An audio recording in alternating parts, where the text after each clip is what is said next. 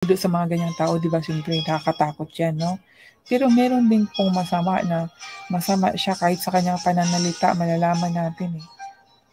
No? Hindi maganda talaga pakinggan yung mga sinasalita niya. Nagmumura, tapos may kabastusan. Sana mahiya na siya, no? Mahiya tayo kung tayo nagsasalita ng mga kabastusan. Sana mahiya tayo, meron talaga tayong mariringgan yan, mga kaibigan, kahit dito sa internet, mas lalo na sa internet. Iwasan natin ng mga ganyang tao, mga kaibigan. Pagdasal natin na sana magbago yung mga pananalita niya, na sana magkaroon siya ng hiya, no? Dahil hindi lang isang tao ang makakarinig sa mga sinasabi. Lalo na dito talaga sa internet, hindi naman sa yung ginawa natin, halimbawa, yung pakikiapid or umiinom, kahit hindi dyan, kasi sa internet tayo eh. Sa pananalita natin, makikita ang isang tao, mga kaibigan. No? Kung siya ay mabuting tao, hindi siya magsasalita ng kalaswaan, hindi siya magsasalita ng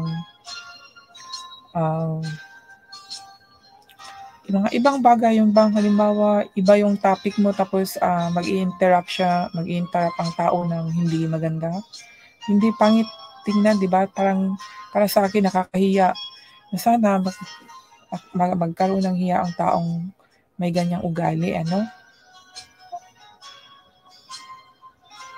At dito sa verse 11, sapagkat ang Panginoong Diyos ay araw at kalasag, ang Panginoon ay magbibigay ng biyaya at kaluwalhatian. Hindi siya magkakait ng anumang mabuting bagay sa nagsisilakad ng matuwid. Ang ganda, mga kaibigan. Pag sa Diyos tayo, mga kaibigan, ang sinabi niya na hindi siya magkakait ng anumang mabuting bagay. Imagine, pag sa Diyos talaga mabuti ang ibibigay sa atin, hindi po masama. Dahil sinabi dito ulitin ko po, for the Lord God is a sun and shield. The Lord will give grace and glory. No good thing will He withhold from them that walk uprightly. Imagine, mga kaibigan, no? Puro mabubuting bagay ang ibibigay sa atin ng Diyos. Pag sa Kanya tayo sumusunod, pag maglalakad tayo sa Kanyang katuwiran. At sa last verse, O Panginoon ng mga hukbo, mapalad ang tao na tumitiwala sa iyo. So mapalad tayo, mga kaibigan, dahil meron tayong pagtitiwala sa Diyos.